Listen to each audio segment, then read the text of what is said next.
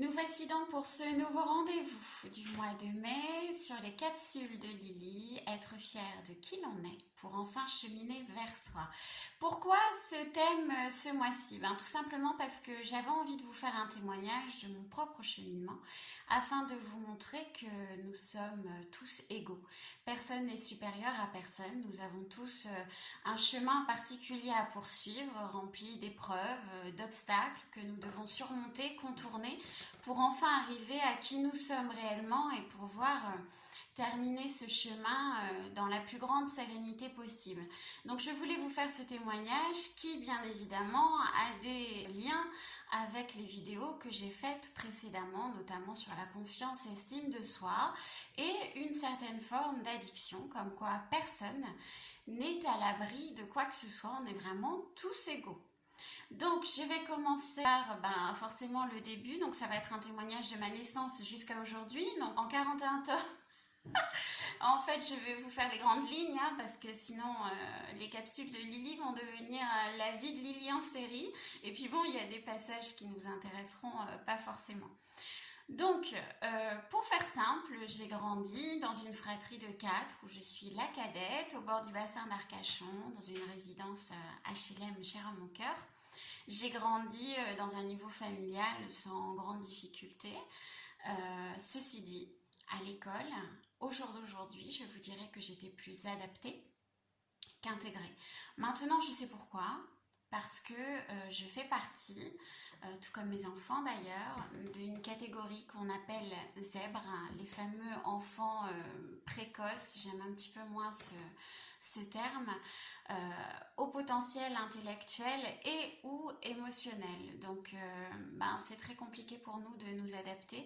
C'est très compliqué pour certains d'entre nous, pour ne pas dire une très grande majorité, les apprentissages scolaires, tout simplement parce qu'on a la réponse mais qu'on ne sait pas développer. C'est comme si je vous disais combien font un et un, vous allez me répondre 2, je vais vous dire voilà, vous me faites une rédaction de 10 pages pour m'expliquer pourquoi ça fait 2. Dans notre tête, chaque problème qui se pose au niveau des apprentissages, c'est un petit peu ça, c'est mais pourquoi tu veux que je développe, je connais la réponse, point barre. En fait, tous ces développements créent chez nous un espèce de trop plein d'informations et du coup on est complètement perturbé. Donc voilà, cette enfance, donc je dirais plus la scolarité primaire, bien évidemment aussi au collège au niveau des apprentissages scolaires, mais il y a eu des choses qui ont fait que j'ai pu prendre confiance en moi davantage. Donc durant cette scolarité, petite scolarité primaire, ça a été un petit peu compliqué, j'étais plus adaptée qu'intégrée. J'ai redoublé mon CE1, ce qui n'est pas non plus une tare, mais j'ai eu la chance de toujours avoir des enseignants extrêmement bienveillants qui en fait voyaient mon potentiel alors que moi je me sentais 10 pieds sous terre. Arrivent les années collège, donc je ne dis pas que c'était plus facile au niveau scolaire puisque ça ne l'était pas, mais quoi qu'il en soit, je me sentais de mieux en mieux dans ma peau. Mais c'est vers l'âge de 14 ans, lorsque la musique et le théâtre ont fait apparition dans ma vie, que j'ai commencé à prendre confiance en moi.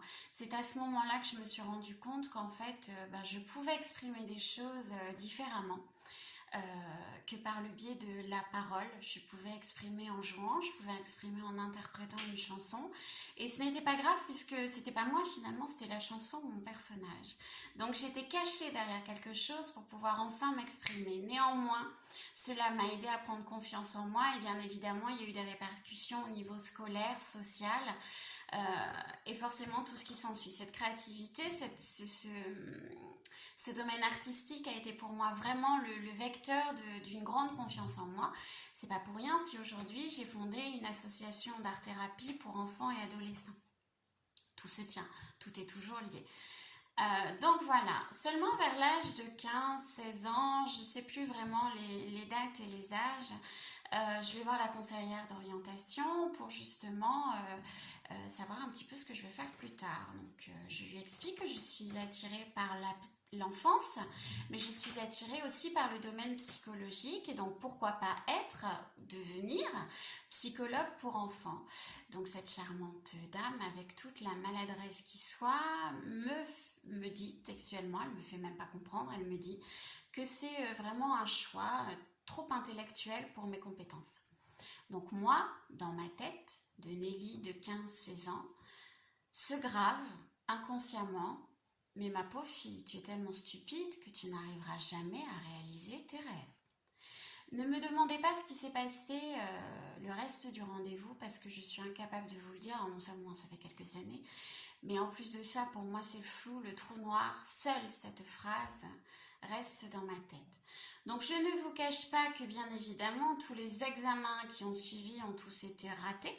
Tout simplement parce que même si ça fonctionnait, même si j'apprenais, même si j'étais capable de tenir un discours cohérent par rapport à ce que j'apprenais, eh bien, j'étais dans l'incapacité de pouvoir passer un examen ou un contrôle lambda tout simplement parce que j'étais trop stupide. Inconsciemment, c'était gravé. Ça a été gravé jusqu'à mes 30 ans. Donc, je grandis. Bien évidemment, entre-temps, eh ben, j'arrête le chant, j'arrête le théâtre. Pourquoi? Parce que ça fonctionnait et que je ne méritais pas ça. Donc, je stoppe. Je choisis le bonheur qui vient à moi à ce moment-là plutôt que de continuer sur les routes. Euh, je prends le bonheur qui vient à moi, je le vis à 100% parce que je suis heureuse dans ce que je fais. Néanmoins, mon corps, depuis ma plus tendre enfance, a toujours... comment dire, il a toujours en fait lancé des signaux d'alarme comme quoi, à certains moments de ma vie, comme quoi j'étais pas à ma place. J'avais toujours plus ou moins de douleurs extrêmement handicapantes et invalidantes qui m'empêchaient pendant de longues semaines, voire de longs mois, de faire ce que je voulais. Donc c'était très souvent les cervicales, le poignet, c'était très douloureux et très délicat. Bon, il se trouve que quand le bonheur arrive à moi et que je deviens maman, toutes ces douleurs-là sont en train de s'estomper. Je demande mon agrément en tant qu'assistante maternelle. J'exerce ce métier pendant 12 ans. Mais c'était, avec le recul, encore une fois, un moyen de me mettre dans ma bulle de sécurité, de ne pas être confrontée au monde extérieur pour pouvoir finalement grandir et m'épanouir tranquillement. Donc je fais ce métier durant 12 ans. Et lorsque j'ai 30 ans, mes filles ont 9 et 5 ans et demi. Et je me dis, flûte, ces rêves, j'ai envie de les réaliser. Et puis c'est surtout, je montre à mes filles que dans ma vie, il faut être, lapsus, dans la vie, il faut être battant. Et moi, en fait, je me rends compte que finalement, à chaque fois, j'ai baissé les bras pour choisir la facilité. C'était un chemin qui me convenait à l'époque, mais avec du recul, je me dis que finalement, j'ai choisi la facilité. Donc, je décide de commencer mes études supérieures dans une école privée, à distance, puisque c'était plus simple. J'étais quand même encore assistante maternelle. J'ai quand même des enfants qui étaient jeunes. Je m'occupais de pas mal de choses. Donc, je fais à distance avec des présentiels à certains moments. Je fais mes études. Et puis... il se trouve que pour financer ces études, il faut des sous et donc je décide de créer ma première entreprise que sont les ateliers de Lily. Mon numéro de ciré, le début de mon numéro de ciré vient de ça. Donc c'est-à-dire des ateliers créatifs et artistiques pour enfants et pour adolescents, pour les aider à s'épanouir et à grandir tranquillement. Il y a toujours, vous verrez qu'au fur et à mesure de mon chemin de vie, il y a toujours un lien avec ce que je propose professionnellement. Ce n'est pas pour rien. Donc, je crée les ateliers de Lily. Ça prend un engouement tel qu'au final, j'arrête d'être assistante maternelle pour pouvoir être à 100% sur mon entreprise. Donc, les ateliers de Lily deviennent assez importants.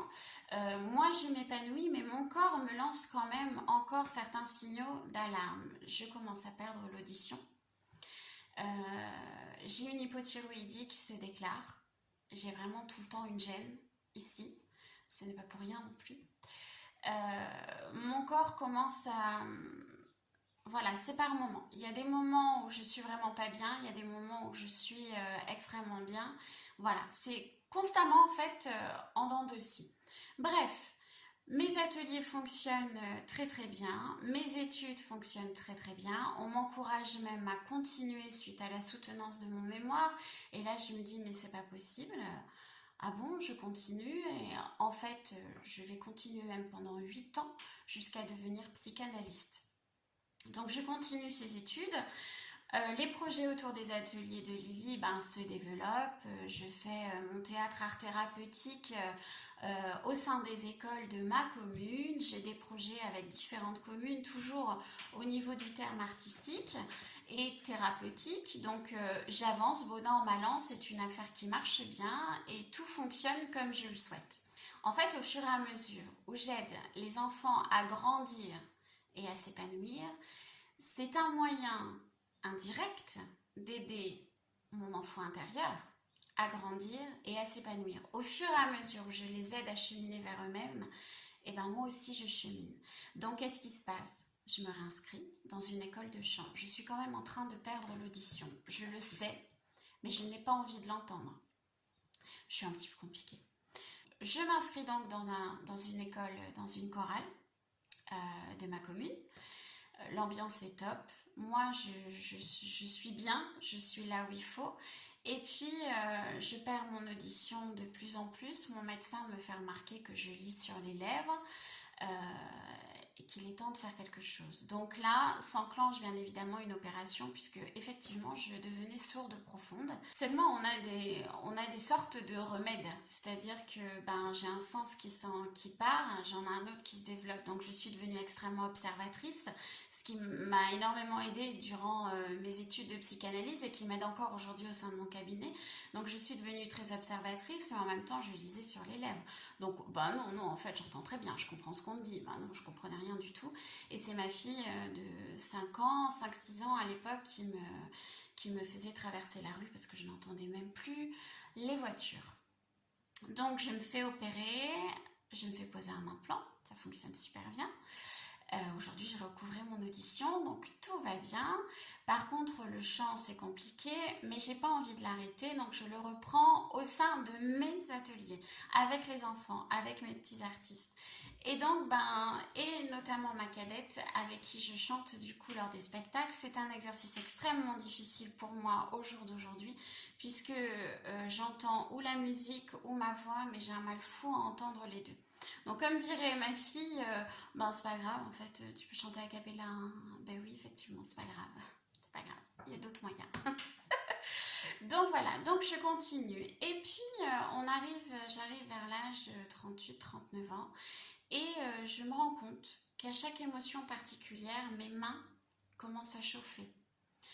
C'est pas quelque chose finalement qui m'interpelle parce que dans ma famille j'ai une tante qui a des dons, mon papa très récemment s'en est rendu compte et en fait j'ai fait le lien, c'est un petit peu comme si au moment où mon père s'est rendu compte que lui-même avait quelque chose dans ses mains que je m'autorisais à mettre au grand jour ce que la vie venait de m'offrir. C'est bizarre, ça ne s'explique pas, mais c'est comme ça. Donc voilà, mes mains commencent à chauffer, je commence à soulager mes proches, mes amis, moi-même parfois, et je me dis, mais mince, il faut que j'en fasse quelque chose. Donc je fais des stages, je me forme au Reiki, au Laoshi, finalement, quand on est magnétiseur ou guérisseur, il y a pas tellement de méthode en fait. Il faut laisser parler son cœur et il faut laisser balader nos mains. Et en fait, on sent des points de chaleur et on traite. Il n'y a pas d'explication en fait. Tout est dans le ressenti en fait entre notre cœur et ce qu'on a envie de transmettre. C'est comme ça. C'est comme ça. Donc, mais je me forme quand même et puis je l'intègre à mon cabinet. À chaque fois que dans ma vie, j'ai dû surmonter une certaine épreuve, à chaque fois que j'ai tiré un bénéfice par rapport à quelque chose, je l'intègre dans le bien-être de l'autre. Je crée... Ah oui, entre-temps, j'ai créé mon cabinet et les ateliers de Lily sont devenus une association. C'était dans le même temps. J'ai 41 ans, donc c'est vers 38-39 ans. Pardon, j'ai sauté des étapes. Donc, mon association, les ateliers de Lily ont vu le jour. Pourquoi? Mais parce que moi, j'ai senti le bien-être que le théâtre et le chant m'ont procuré pour la confiance en moi, donc j'avais envie de l'offrir aux autres. Avec les enfants, ça s'est toujours bien passé, j'ai toujours eu un bon feeling et c'est un public qui m'a toujours attirée, j'aime toujours travailler avec eux, c'est comme ça. Et dans mon cabinet, par contre, essentiellement, il y a des adultes, des ados. Donc, j'intègre ces capacités spirituelles, en fait, dans ma psychanalyse. je me rends compte que les gens qui viennent à moi sont de plus en plus en demande. Tout ça fonctionne très bien. Au fur et à mesure que vous traitez les personnes, enfin traiter, je ne sais pas tellement si c'est le mot, mais au fur et à mesure que vous aidez les personnes, au fur et à mesure que vous travaillez votre don, en fait, il se développe. Donc moi, plus ça allait, plus mes dons se développaient et plus mon corps criait, encore une fois. Donc j'avais tout un tas de signaux d'alarme, à savoir, depuis quelque temps, j'avais très très mal au dos, j'étais vraiment très très mal, mon hypothyroïdie, j'étais gagné du terrain, c'était une catastrophe. J'étais vraiment pas bien. Et je continue donc dans mon cabinet avec tout ça, mes dons se développent et moi, un matin, donc j'ai 40 ans, c'était l'an dernier, c'était en avril 2019, euh, je suis sous la douche et je me retrouve dans un espèce de voile noir devant mes yeux. Je me trouve comme bloquée, paralysée, vraiment mal. D'ailleurs, en vous le disant, j'ai des sensations qui reviennent. Je me sens pas bien et je me rappelle que j'appelle mes filles en fait au secours. Euh, je sais pas ce qui se passe, mais bref, je sais qu'elles m'habillent, je me retrouve dans mon lit et je sais que je dois être dans le repos. Pendant ces jours de repos qui sont franchement pas agréables à vivre, moi j'ai une espèce de prise de conscience particulière. Je pensais avoir fait euh, tout le travail sur moi que je devais faire. Quand on fait des études de psycho, on fait forcément un travail sur soi et on a forcément un suivi. On ne peut pas aider les autres sans s'aider soi-même, c'est pas possible. Donc je pensais avoir fait tout ça, mais en fait la dernière ligne droite de ce cheminement n'était pas faite. Et là, je me rends compte que je suis en train de commencer un travail sur moi en profondeur, c'est-à-dire cette dernière ligne droite, c'est ce qu'on appelle, nous, en tant que guérisseurs, la nuit noire de l'âme. On est entre la dépression, le burn-out, tout ce que vous voulez. Si j'avais été voir un médecin pour cet état d'âme, euh, on m'aurait prescrit des antidépresseurs. Or moi, je savais. Ne me demandez pas comment, ne me demandez pas pourquoi, je l'ignore, mais ce que je savais, c'est qu'il était temps qu'il y ait quelque chose qui change pour moi. Donc, je fais en sorte que les choses changent. En fait, c'est comme si chaque nuit j'avais une prise de conscience, le matin je faisais une révolution dans ma vie. Je peux vous dire que l'année qui vient de passer, ça a été une année assez phénoménale. Donc, je fais la révolution dans ma vie. Mais d'un point de vue personnel, professionnel, sentimental, amical, tout ce que vous voulez, c'est une véritable révolution. Je change tout, mon mode de vie. Euh, ma manière finalement de penser, je vais davantage en profondeur, je m'écoute et je mets en place, je suis très intéressée par la naturopathie depuis plus d'un an et je commence à mettre en place ce que j'ai appris, compris, entendu, enfin bref, je commence à mettre en place tout ça. Et il se trouve que 2 mois plus tard, je n'ai plus aucune douleur. C'est-à-dire, je ne savais plus ce que c'était qu'une nuit réparatrice. Je ne sais, moi qui adore me promener des kilomètres et des kilomètres, je ne pouvais pas aller plus loin que mon portail. Et encore dans des conditions de douleur terribles. Je ne savais pas ce qu'était un corps sans douleur. C'était horrible. Et en fait, au fur et à mesure, je commence à m'alléger de différents poids. Quand je dis m'alléger d'un poids, c'est dans tous les sens du terme. Je m'allège au niveau du poids corporel, je m'allège au niveau du poids que je porte sur le dos, je m'allège de tout ça. Et j'ai des réponses à toutes mes questions. Ça ne se passe pas sans souffrance, c'est quelque chose d'absolument terrible parce qu'on prend conscience de certains choix de vie par rapport finalement à un confort, une sécurité que l'on voulait. Et c'est horrible parce qu'on se culpabilise énormément, parce qu'on se sent extrêmement mal, et plus on se sent mal, et plus on est mal physiquement. C'est ce fameux corps en état en berne que je vous relate dans mes précédentes vidéos, notamment sur la confiance et l'estime de soi. C'est-à-dire qu'il était vraiment temps que je fasse ce travail en profondeur. Quand je dis travail en profondeur, c'est que ce n'est plus le psyché qui travaille, c'est pour ceux qui sont spirituels. Alors je reconnais que cette vidéo va être davantage dans la spiritualité, mais c'est moi, c'est mon chemin de vie. C'est dans l'âme, c'est-à-dire que là, il était temps pour moi d'aligner corps, âme, esprit. C'est comme ça ne peut pas se passer autrement. Et donc, c'est-à-dire, j'ai eu des réponses jusqu'ici à mes questions d'un point de vue psychologique, psychanalytique. Il était temps maintenant que je prenne conscience des responsabilités de mes choix passés.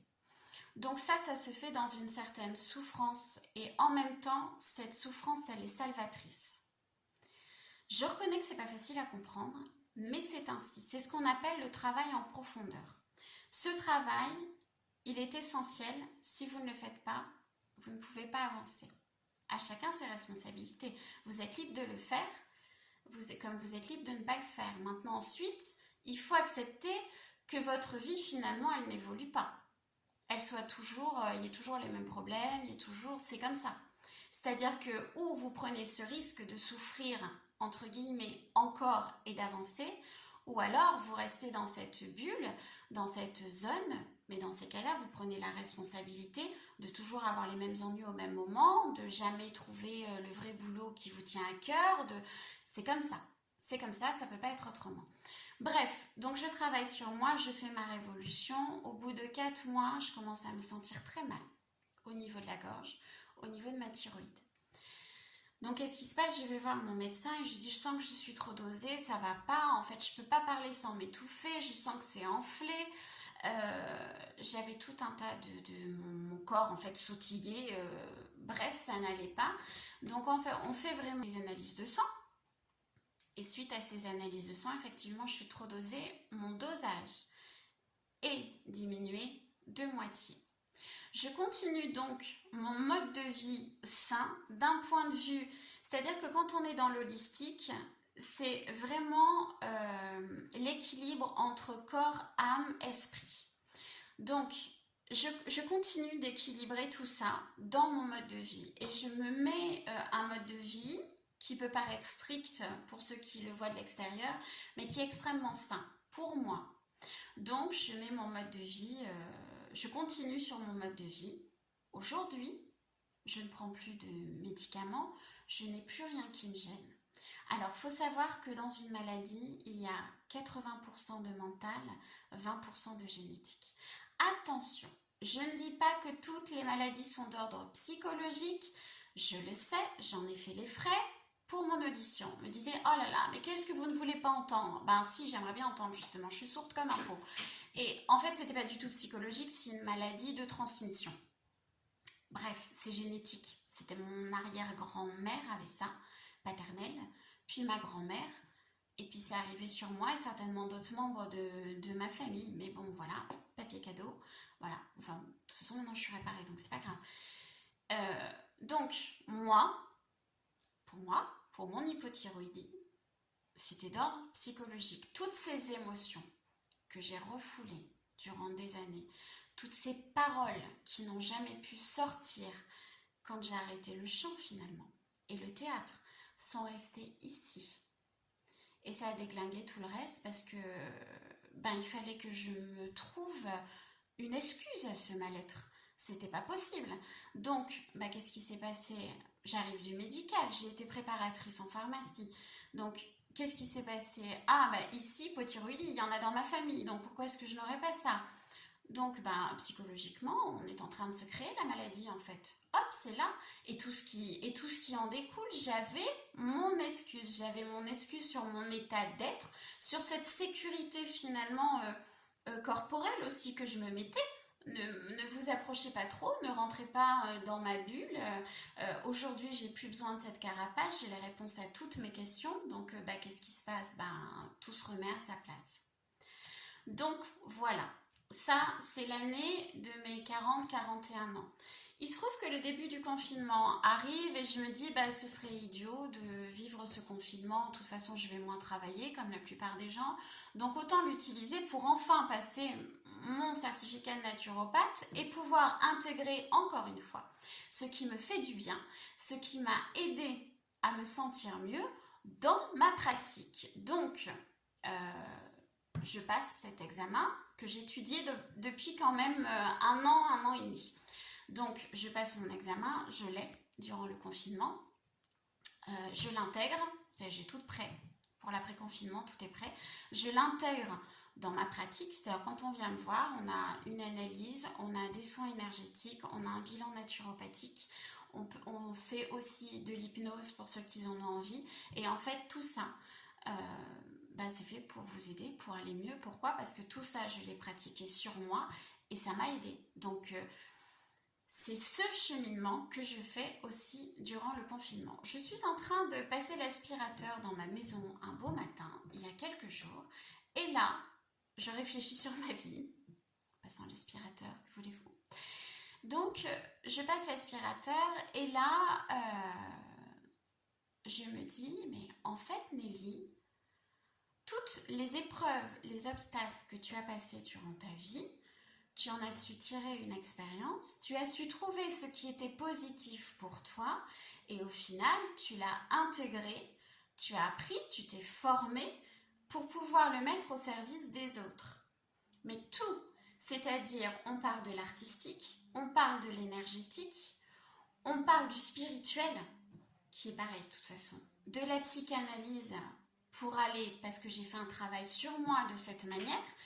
En fait, tout ça, au bout d'un moment, une fois que j'ai compris que ça a été positif pour moi, je l'ai intégré, je l'ai mis au service de l'autre. Plus ça va, plus que la vie, l'univers, la source, tout ce que vous voulez selon vos croyances, Dieu, qu'importe. La vie m'offre quelque chose d'assez phénoménal qui me permet d'aider, de soigner, de ressentir et de pouvoir être à la juste place au bon moment pour pouvoir aider l'autre. Je continue de passer mon aspirateur et je me dis, mais en fait, c'est ça ma mission de vie. Donc, je ne suis pas étonnée finalement si les démarches que j'ai faites il y a quelque temps me sont revenues négatives et finalement ne m'ont pas peinée parce que je sais que le projet que j'ai en tête doit être en lien exclusivement avec mon cabinet et que ce que je dois faire par rapport aux enfants, c'est quelque chose que je vais faire de manière bénévole en consacrant 1 ou 2 heures par semaine. Sauf bien évidemment les consultations individuelles qui passent par le biais de l'association de toute façon pour les enfants dans mon cabinet. Donc je me rends compte que tout ce cheminement personnel, des épreuves que j'ai dû vivre, qui font partie, en fait, là on va parler spiritualité, synchronicité, c'est comme ça, je devais vivre toutes ces choses pour pouvoir apprendre dessus et pour pouvoir le transmettre. Je suis ce qu'on appelle spirituellement un artisan de lumière, je suis une guérisseuse d'âme. D'un terme un peu plus général, je vais vous dire, je suis psychanalyste, hypnothérapeute, maître Reiki, laoshi, art thérapeute, naturopathe. C'est un peu chiant, c'est un peu lourd. En fait, je suis psycho-énergéticienne et mon rôle premier, c'est d'aider les gens à retrouver, qui se sont un petit peu égarés, un petit peu perdus, à les remettre sur le droit chemin, sur leur chemin de vie. Ensuite, libre à eux de l'accepter ou de le refuser, libre à eux d'aller jusqu'au bout, libre à eux, vous avez votre libre arbitre. Mon rôle à moi, c'est celui-là. Donc aujourd'hui, je suis fière d'être née qui je suis. Je suis Nelly Gassian et je suis guérisseuse d'âme. Je suis passée par le manque de confiance, le manque d'estime de soi, par une addiction à la maladie finalement, par un mal-être, par une espèce de dépression. Je crois que c'est vraiment mon tempérament qui fait que j'ai pas sombré à 100%. Avant qu'on me retrouve à terre, il m'en faut. Mais j'ai quand même eu des moments super difficiles, super sombres, où ma famille quand même s'est posé des questions sur moi. Donc tout ce cheminement au jour d'aujourd'hui, je sais pourquoi il a été fait, je suis fière d'être qui je suis et je suis fière de faire mon travail. Donc voilà, c'était une longue vidéo finalement, ce ne sera pas une capsule, ce sera une vidéo pour vous expliquer mon cheminement. Pour vous dire que personne n'est supérieur à personne, qu'on peut tous avoir des coups totalement bas pour pouvoir encore mieux s'élever et que j'ai appris et j'apprends autant de mes patients que je peux les aider. Donc voilà, je vous fais à tous de très gros bisous. J'espère que je n'aurai pas été trop longue parce que je suis extrêmement bavarde. Bien évidemment, suite à cette vidéo, vous aurez droit à mon premier soin énergétique en ligne. Alors, c'est pas évident pour moi parce que comme je ressens les choses dans mon cabinet, je sais comment est le patient, mais derrière mon téléphone, j'en sais rien. Donc voilà, ce sera mon premier soin énergétique pour vous. C'est un cadeau. Je vous fais à tous de très très gros bisous et je vous souhaite tout plein de jolies choses. Je vous dis à très vite.